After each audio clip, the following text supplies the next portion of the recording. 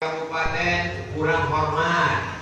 Kalau tingkat kecamatan memang tak ada anggota dewan. Mau siapapun dia, apapun kedudukannya, dia adalah sama. Semuanya berasal dari tanah, berjalan di atas tanah, akan mati di dalam tanah, akan dimakan cacing gilo. Saudara yang dimuliakan Allah Subhanahu wa Ta'ala, di kampung saya ada namanya cacing gila. Dia bersuara kalau pas azan maghrib. Allahu Akbar, Allahu Akbar. Disitulah azan maghrib, disitulah dia bersuara, disitu orang sholat, disitulah dia libur, disitu imam baca ayat, disitu pula lagi gasnya sepeda motornya.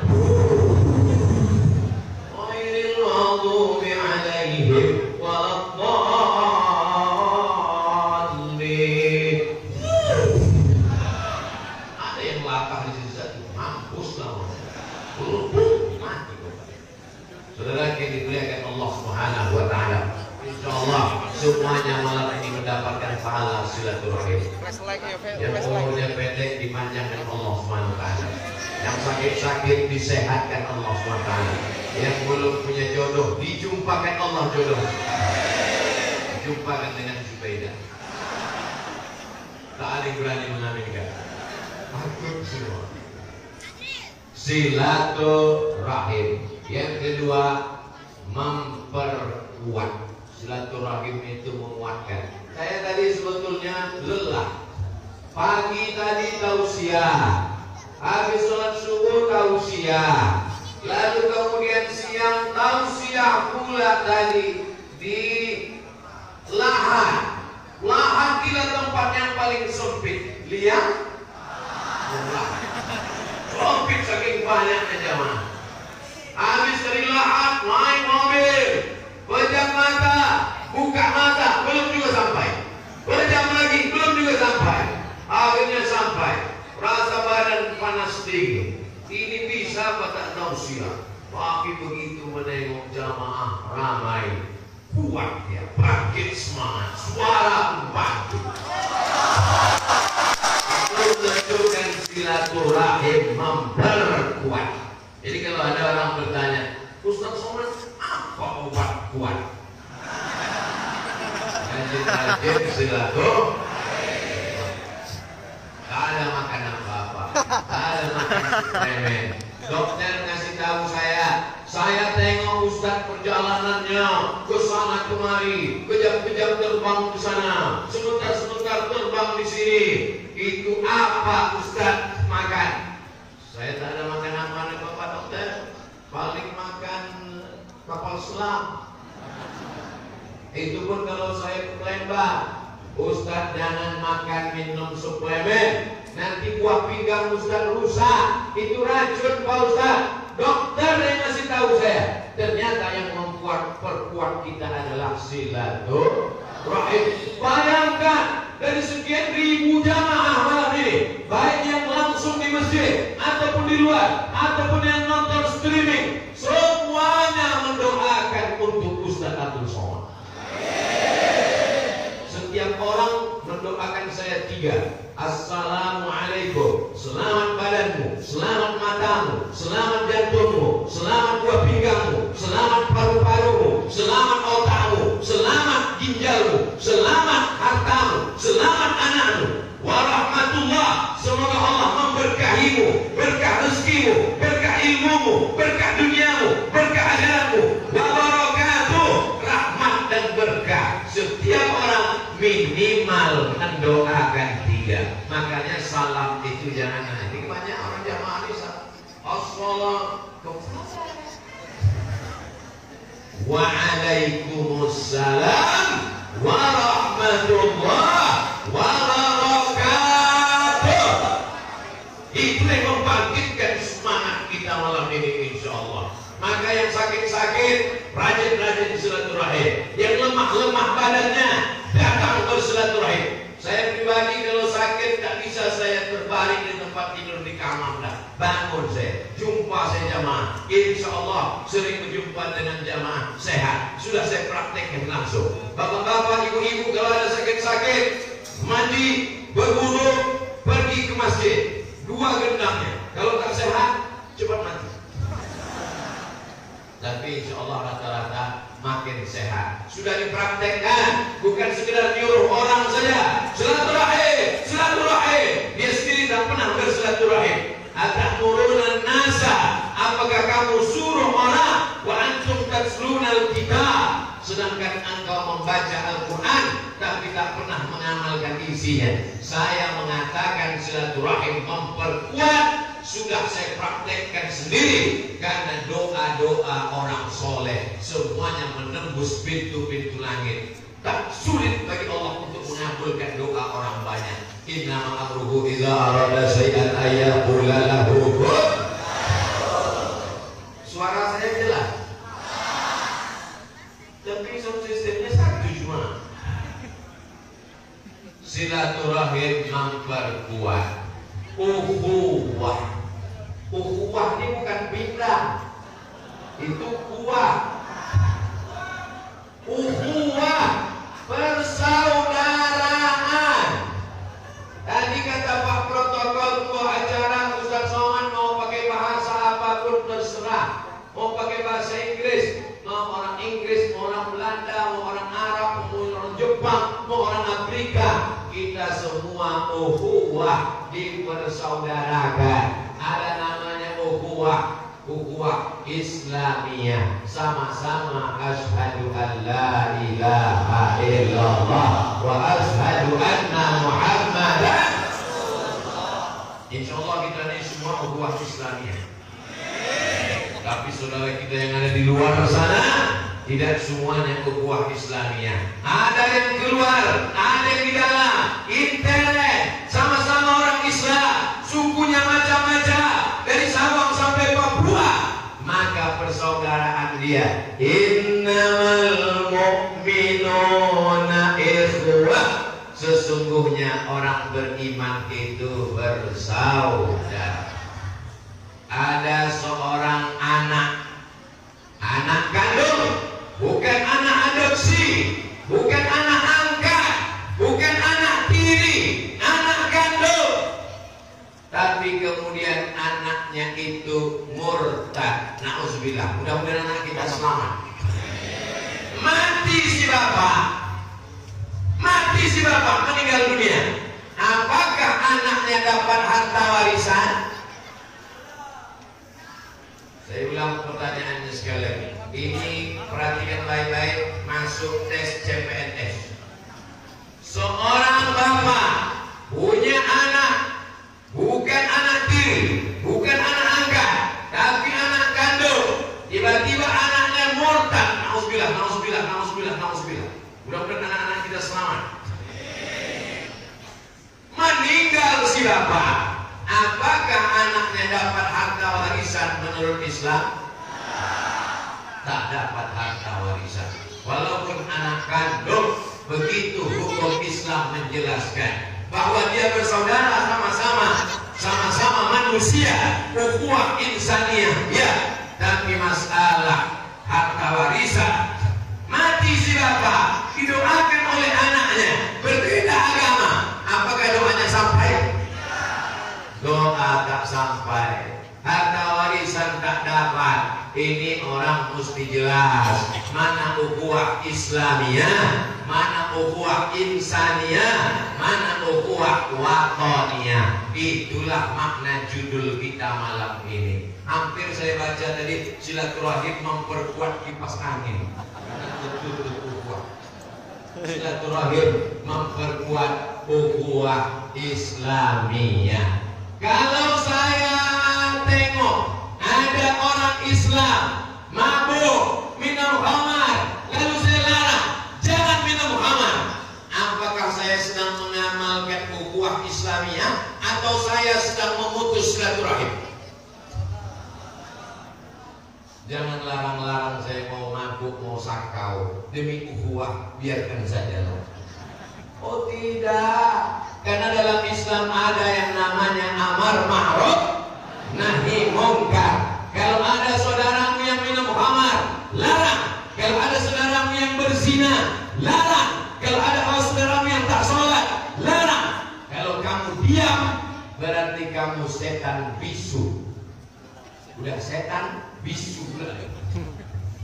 As-sakitu 'anil haq, orang yang diam melihat kemungkaran, setan akhras. Dia adalah setan bisu. Sekarang orang diajarkan untuk diam dan cuek saja. Ini privasi saya, ini rumah saya, ini diri saya, yang mabuk saya, duitnya duit saya, apa urusan kamu? Yang pacaran anak saya, dia di rumah saya, bawa pacarnya ke rumah saya, kenapa kamu reseh? Ini privasi saya. Ini bukan ajaran Islam. Karena Islam mengajarkan kita 40 rumah ke depan, 40 rumah ke belakang, 40 rumah ke kanan, 40 rumah ke kiri. Dia adalah saudara tetangga kita. Kita akan dituntut di hadapan Allah Subhanahu wa ta'ala. Itu yang 40 rumah ke depan, 40 ke belakang, 40 ke kanan, 40 ke kiri itu kita. Tapi kalau anggota dewan satu provinsi, kalau dia tidak menegakkan amar ma'ruf nahi munkar, satu provinsi. Kalau anggota dewan DPRD provinsi. Tapi kalau DPR RI, satu negara ini akan menuntut dia di hadapan Allah Subhanahu wa ta'ala. Ya Allah, selamatkan anggota dewan kami, ya Allah. Amin. Tapi kalau dengan kekuasaannya itu bisa dia tolong agama Allah, dibangunnya masjid, amin. Didirikannya sekolah gratis untuk yatim dan du'afa, amin. Dibangunkannya WC sumur bor di pesantren, amin. Disupportnya Badan Amil Zakat Nasional, keluar perda PNS bayar zakat potong atas, amin. Maka sesungguhnya mereka mendapatkan pahala sebanyak penduduk di Sumatera Selatan. Saya tidak terlalu berceramah tentang kelebihan DPR. Nanti saya khawatir banyak yang mendaftar, akhirnya banyak pula yang tak duduk. Tapi insya Allah, oh Ustaz Abdul Somad, kenapa bercerita? Karena dakwah tidak hanya sekedar ceramah, dakwah bukan khutbah, dakwah bukan sekedar tausiah. Ada dakwah dengan tinta, dakwah dengan pena, tak perlu bersuara, tinggal tulis saja. Keputusan peraturan daerah DPRD Provinsi Sumatera Selatan. Tengok kemana arahnya. Kalau ke sana, aku jalan lurus.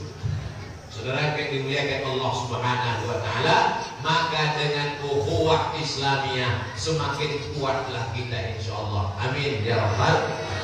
Adapun nanti kalau ada pengajian yang memecahkan persatuan, yang merusakkan ukhuwah kita, hanya masalah-masalah sepele, masalah-masalah khilafiyah, jangan dilawan.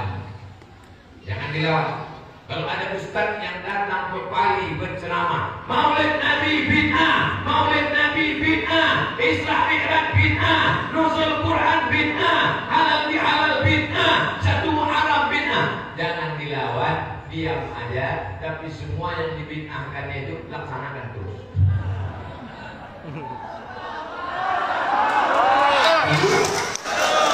Karena kalau dilawan itu menghabiskan air liur.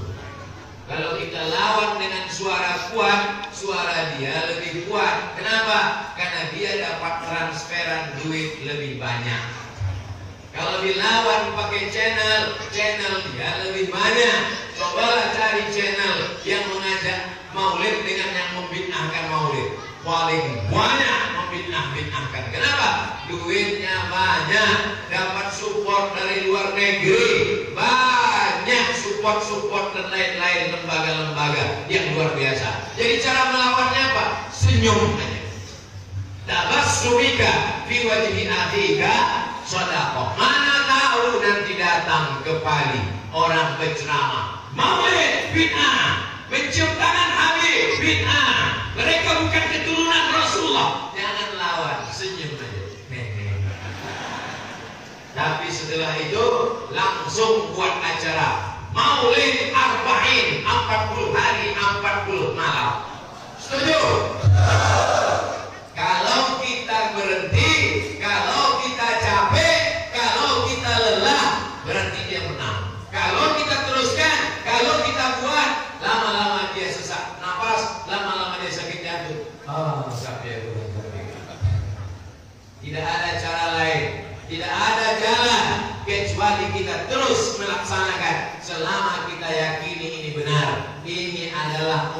ungkapan kecintaan kita kepada Nabi Muhammad sallallahu alaihi wasallam. Kita mengajak umat ke masjid, memakmurkan masjid adalah sunnah Rasulullah sallallahu alaihi wasallam. Maulid mengenalkan umat kepada Nabi Muhammad. Tak kenal maka sayang, tak sayang maka tak ngutang. Tak kenal maka tak sayang maka tak cinta. Bagaimana mau ikut Nabi kalau tak cinta kepada Nabi? Almar'u ma'a man ahab. Orang akan bersama dengan siapa yang dia cintai. Orang paling ini siapa yang paling dia cintai? Orang paling ini siapa yang paling dia cintai? Kalau cinta dengan orang tua, di akhirat nanti jumpa dengan orang tua. Orang tuanya tanya dulu, mak cinta dengan siapa? Dengan artis sinetron. Dengan itulah nanti di akhirat. Almar'u ma'a man ahab. Orang akan bersama dengan siapa yang dia cintai. Di sebelah kiri saya Habib Mahdi, di sebelah kanan saya Ustadz Kemas Ali. Saya berharap saya dengan Ustadz Kemas Ali dan Habib Mahdi, kami bertiga masuk dalam surga. Jamaah tak pasti, tapi mendengar amin dari jamaah yang tulus ikhlas tadi. Padahal jelas-jelas yang saya sebut cuma kami bertiga. Aku, Ustadz Kemas Ali, Habib Mahdi, kami bertiga masuk surga. Begitu lepasnya jamaah, tak berpikir-pikir lagi mengatakan amin. Dia tak ada bertanya, kami masuk tidak. Padahal jelas yang kukatakan tadi bertiga, aku, saya, dengan Habib Mahdi, dengan Ustadz Kemas Ali masuk surga. Jamaah tanpa berpikir panjang berkata amin, karena ketulusan hati mereka. Dikirim Allah malaikat. Apa kata malaikat? Amin. Kau pun juga masuk surga bersama. Orang tulus ikhlas tak berpikir panjang. Sebagaimana maling yang tulus juga tak pernah berpikir panjang. Orang yang ingin beramal saleh tak berpikir panjang. Sebagaimana orang ingin berbuat dosa juga tak pernah berpikir panjang. Karena penyesalan selalu terjadi setelah perbuatan. Setelah tertangkap polisi, setelah tertangkap Badan Narkotika Nasional, setelah tertangkap oleh Satpol PP, barulah kemudian mengatakan, aku menyesal Pak. Memang penyesalan selalu datang di akhir. Kalau di awal bukan penyesalan namanya, karena tak dapat. Saudara yang dimuliakan Allah Subhanahu wa taala, anak-anak muda di Bali mesti kita selamatkan dengan majelis hadrah, selamatkan dengan maulid Nabi, selamatkan dengan pengajian, selamatkan dengan tabligh akbar, selamatkan dengan remaja masjid. Kalau tidak mereka akan diambil oleh sabu-sabu, diambil oleh khamar, diambil oleh minuman keras, diambil oleh pil anjing gila, diambil oleh sakau, diambil oleh narkoba. Alhamdulillah, insya Allah, tabarakallah, yang hadir semua malam ini selamat dunia akhirat. Tapi jangan cukup berbangga, karena yang masih di jurang api neraka, yang masih hampir terjerumus, masih banyak yang perlu kita selamatkan. Mana yang lebih banyak? Yang di dalam masjid atau di luar masjid? Di luar masjid. Yang belum tersentuh hatinya, maka kita dakwah terus. Kalau ada anak muda yang belum ke masjid, anak muda yang masih pacaran, anak muda yang masih sakau, anak muda yang masih mabuk, itu salah kita atau salah mereka? Memang sekali. Kalau ada anak muda yang masih mabuk, masih pacaran, masih LGBT, masih sakau, masih pakai sabu-sabu, salah mereka atau salah kita? Akui salah kita. Kita belum menarik mereka untuk ikut maulid 40 hari 40 malam. Kita belum mengajak mereka untuk hadrah. Kita membiarkan mereka. Andai mereka mau menyeberang jalan, ada truk yang kencang, kita tidak akan biarkan mereka. Kita tarik tangannya. Andai kita naik ke jembatan Ampera, nampak kita di bawah ada orang mau tenggelam, kita akan ajak orang lain, tolong, ayo selamatkan. Tapi kalau ada orang mabuk, ada orang sakau, ada orang berzina, kita seolah-olah tak tahu, kita biarkan saja. Itu menunjukkan kita lebih sayang badan orang daripada ruh orang, lebih sayang jasad orang daripada jiwa orang. Padahal yang dibangun pertama adalah jiwa. Bangunlah jiwanya, bangunlah badannya. Untuk apa badannya bangun kalau jiwanya tak bangun? Ini yang hadir di masjid ini, dari ujung kanan ke ujung kiri, dari belakang sampai depan, dari depan sampai atas, semua jiwanya bangun. Tapi kalau hari Jumat, badannya bangun, jiwanya tak bangun. Jiwa yang ada di dalam, bangun dia. Islam mengajarkan kita untuk bangun jiwa, bangun badan. Di saat kita sholat, jiwanya juga ikut. Itulah makna khusyuk. Kalau tidak ada jiwa, maka hanya badan saja. Sama kita seperti mayat. Mayat ada badannya, tapi tak ada ruhnya, karena sudah dicabut Allah Subhanahu wa ta'ala. Selama hayat dikandung badan, selama roh bersemayam dalam jasad, insya Allah akan kita tolong agama Allah. Allahu Akbar. Kalau kau punya harta, tolong agama Allah dengan hartamu. Masjid cantik besar, entah siapa yang membangun, Pertamina Pak Ustaz. Siapa yang menggambar, arsitek Pak Ustaz. Siapa yang mewakafkan tanahnya, menolong dengan harta. Tak ada harta dengan kekuasaan. Dari mulai RT, RW, Kades, Kadus, Lurah, Camat, Bupati, Gubernur, Menteri, Direktur, semua yang punya kekuasaan. Tak ada harta, tak ada kuasa. Ilmu. Ada orang tak ada hartanya, tak ada kuasanya, tapi ada ilmunya. Tiga-tiga bisa dipakai. Ilmu tak ada, harta tak ada, kuasa tak ada, mati aja lah. Tak ada guna hidup lama-lama, menghabiskan oksigen saja.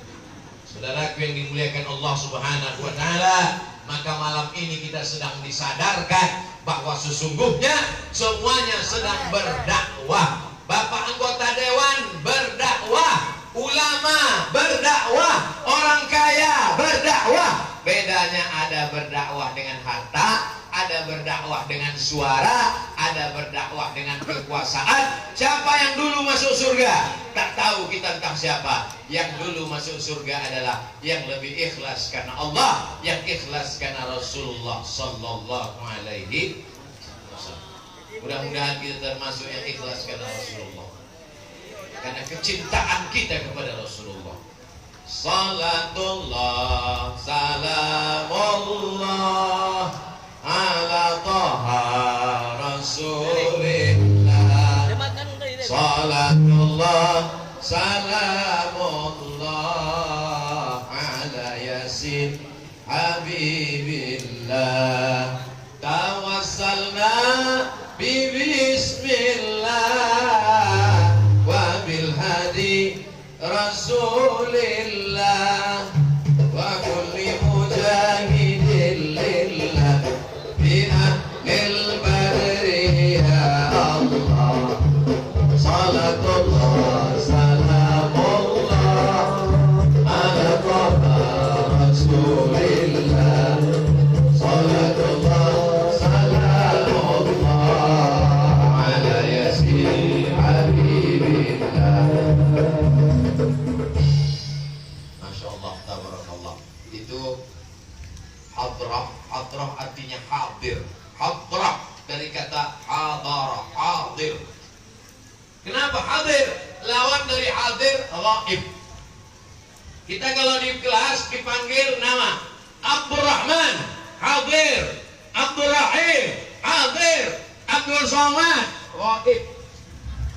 Ghaib tak datang, absen. Jadi kalau yang selama ini ruhnya tak datang, itu dipanggil dengan cara hadrah, dipukulkan gendang, selawat supaya datang balik ruhnya, hidup dia balik. Jadi kalau ada suami ibu yang tak datang panggilan masjid, pukulkanlah gendang di telinganya. as-salatu khairum minan naum. Tak juga datang, bangun bang, tak juga. Panggil lah. Ilahi salimil ummah minal afati wan niqmah. Insyaallah bangun dia. Tak juga bangun, aku pukulkan kendang di kepala. Sebab yang dimuliakan Allah Subhanahu wa taala, niat kita tak lain